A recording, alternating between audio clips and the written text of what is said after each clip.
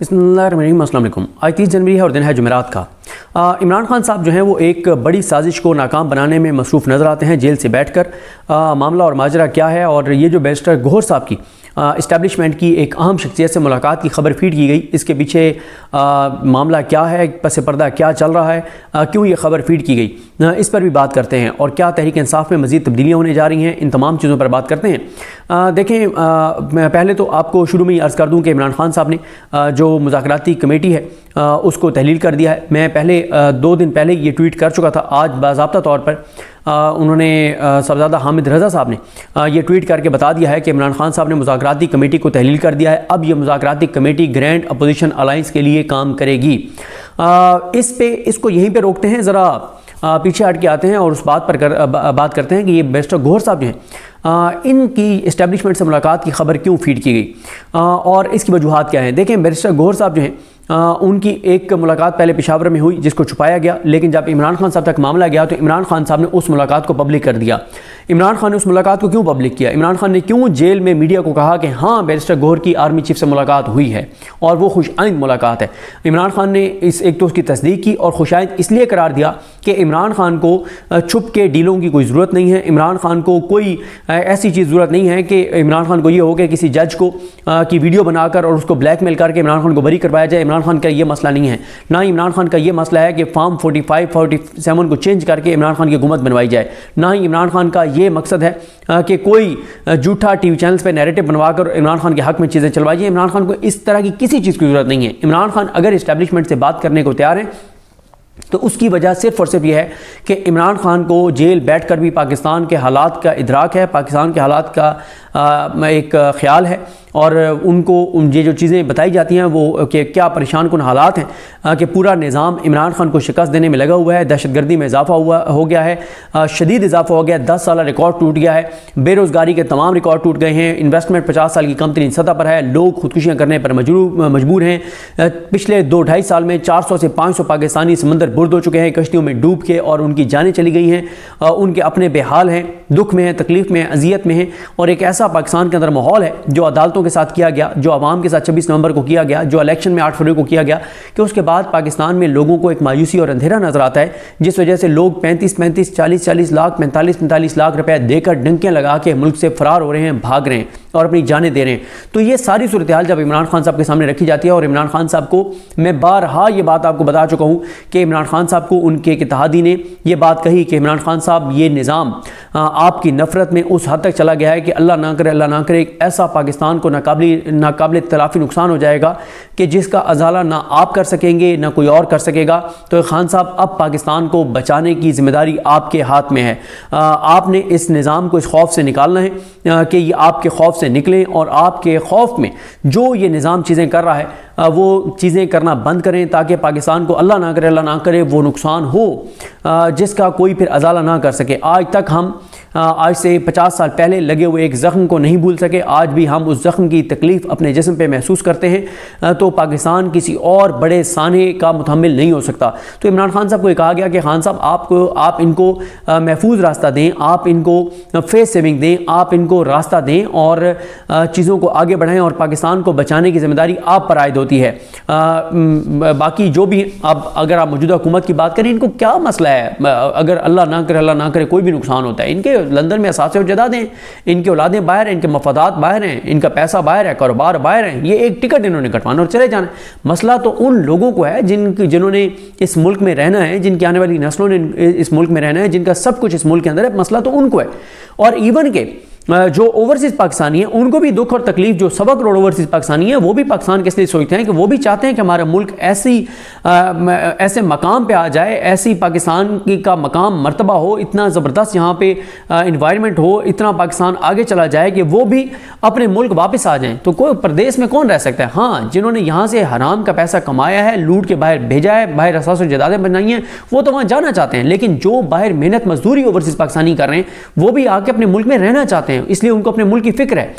तो इमरान खान साहब को जब ये बातें की गई तो इसलिए इमरान खान ने कहा कि मैं बात करने को तैयार हूं। लेकिन ये जो कोशिश की जा रही है ना कि एक तासुर दिया जाए कि कोई डील हो रही है, इमरान खान इस चीज़ के ऊपर ज़ीरो टॉलरेंस है, कोई कंप्रोमाइज़ करने को तैयार नहीं है। यही वजह है कि उन सहाफ़ियों के ज़रिए जो मौजूदा हुकूमत के बहुत क्लोज़ हैं ان سے ایک خبر فیڈ کروائی گئی کہ اسٹیبلشمنٹ کی اہم شخصیت سے بیرسٹر گور کی ملاقات ہوئی ہے۔ اچھا یہ خبریں کیوں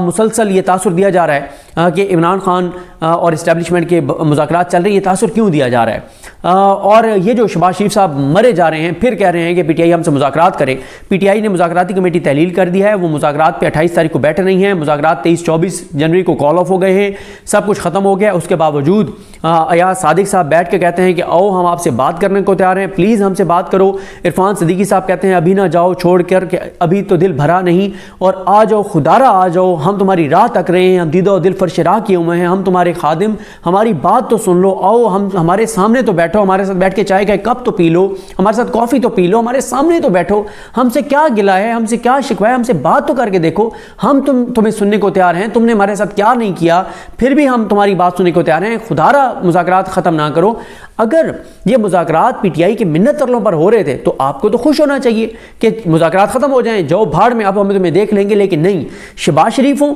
تو وہ کہتے ہیں کہ مذاکرات ہونے چاہیے، مذاکرات سے انکار کرنا پاکستان کے خلاف بات کرنے کے مترادف ہے۔ عرفان صدیقی منتیں ترلے کر رہے ہیں، ایاز صادق کہتے ہیں کہ میں بیٹھا ہوں، دیکھیں آیا ہوں، یہ کرسیاں خالی پڑی ہیں، ہم تو آج بیٹھے تھے اور بڑی اسپیشل چیزیں آرڈر کر کے بیٹھے تھے، پی ٹی آئی والوں کو آج ہم نے بڑی ان کی خدمت کرنی تھی، خاطر تواضع کرنی تھی، پلیز آپ آ جائیں، آئیں نا، ہم بیٹھے ہیں، اچھا دوبارہ آنا تو بتا دینا یار، رات کے 2 بجے بتا دینا، ہم آ کے بیٹھ جائیں گے، جب تمہارا دل چاہے تم بتا دینا، ہم تیار ہیں۔ یہ کیا چل رہا ہے، یہ کیوں ہو رہا ہے؟ اس کی 2 وجوہات ہیں، اور یہ خبریں کیوں فیڈ کی جا رہی ہیں کہ اسٹیبلشمنٹ سے بیرسٹر گور کی دوسری ملاقات ہوئی ہے؟ دیکھیں اس کی 2 وجوہات ہیں۔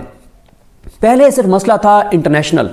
کہ اوورسیز پاکستانی جس طرح سے باہر انٹرنیشنلائز کر رہے ہیں چیزوں کو، جس طرح سے وہ ای میلز کر رہے ہیں، جیسے ہیومن رائٹس آرگنائزیشنز کو ای میلز کر رہے ہیں، جیسے وہ دنیا بھر میں احتجاج کر رہے ہیں، جیسے وہ آواز بلند کر رہے ہیں، جو وہ اپنے ایریے کے ممبر جو پارلیمنٹس ہیں ان کو جس طرح سے وہ اپروچ کر رہے ہیں، جس طرح سے سوشل میڈیا پہ وہ کام کر رہے ہیں، جس طرح سوشل میڈیا پاکستان کے اندر اور پاکستان سے باہر رہنے والے کام کر رہے ہیں، پہلے صرف یہ مسئلہ تھا کہ یار یہ انٹرنیشنل جو چیزیں ہیں نا، یہ کہیں اتنا پاکستان کے اوپر دباؤ نہ آ جائے۔ اور آج ابسا کومل صاحبہ کی خبر بھی لگی ہوئی ہے ڈان میں کہ یورپی یونین کے جو نمائندے یہاں پہ ہیں انہوں نے کہا کہ پاکستان فار گرانٹیڈ نہ لے جی ایس پی پلس اسٹیٹس کو، اور یہ بند کریں ملٹری کورٹس والا یہ تماشا اور یہ سارا کچھ انہوں نے بڑا سخت وہ کیا ہے۔ اور یہ جو فریڈم آف امپریشن اور فریڈم آف میڈیا اور فریڈم آف اسپیچ اور یہ سارا کچھ جو ہے، یہ سارا کچھ یہ جو جہاں پہ کیا جا رہا ہے، اس کی وجہ سے انٹرنیشنل دباؤ آ رہا ہے۔ اب ایک تو پہلے صرف انٹرنیشنل دباؤ کی وجہ سے پریشانی تھی، اور اس لیے ہماری حکومت اور یہ نظام چاہتا ہے کہ یہ تاثر بنا رہے کہ عمران خان اور اسٹیبلشمنٹ کے معاملات چل رہے ہیں، تاکہ اگر کسی بھی وقت ہمیں انٹرنیشنل دباؤ پر سرنڈر کرنا پڑ جاتا ہے اور عمران خان کو رہا کرنا پڑ جاتا ہے تو یہ کہا جا سکے یہ تو ڈیل کے تحت عمران خان باہر ہے۔ وہ دیکھیں نہیں جی، وہ فلانے نے خبر دی تھی، وہ فلانے ٹاؤٹ نے خبر دی تھی، وہ فلانے درباری نے، وہ فلانے تبلچی نے، وہ فلانے گھٹیا آدمی نے خبر دی تھی کہ اسٹیبلشمنٹ اور پی ٹی آئی کے مذاکرات چل رہے ہیں اور بات چیت چل رہی ہے اور بیرسٹر گور کی ملاقاتیں ہو رہی ہیں، تو تاکہ یہ تاثر جائے کہ عمران خان جو باہر آئے ہیں وہ کسی دباؤ کے تحت نہیں آئے، وہ کسی جیت کے تحت نہیں آئے، وہ کسی اپنی زور بازو کے تحت نہیں آئے، بلکہ وہ کسی ڈیل کے تحت آئے ہیں۔ اور دوسری جو پریشانی بڑھ گئی ہے وہ عمران خان صاحب کی جانب سے پی ٹی آئی کے اندر تبدیلیوں سے پریشانی بڑھ گئی ہے، جو انہوں نے جنید اکبر کو لگایا ہے۔ جنید اکبر جس طرح کے بیانات دے رہے ہیں اور جس طرح کی چیزیں ہو رہی ہیں کے پی کے میں، اور کیونکہ پہلے دیکھیں نا، آج سے چند دن پہلے تک آپ چلے جائیں تو یہی تھا کہ جی پاکستان کے اندر سب کچھ ختم ہو گیا ہے، 8 فروری کیا گیا، کچھ نہیں ہوا، عدالتیں فتح کر لی گئیں، کچھ نہیں ہوا، یا افریدی صاحب اس نظام کے ساتھ کام کر رہے ہیں، عامر فاروق صاحب اس نظام کے ساتھ کام کر رہے ہیں، عالیہ حمزہ صاحبہ عالیہ نیلم صاحبہ ایک تو مکس ہو جاتا ہے، عالیہ نیلم صاحبہ جو ہیں وہ اس نظام کے ساتھ کام کر رہی ہیں، chief justice Lahore high court, تو کورٹ پیکنگ ہو رہی ہے۔ یا افریدی صاحب جب نون لیگ چاہتی ہے وہ جوڈیشل کمیشن کے اجلاس بلاتے ہیں،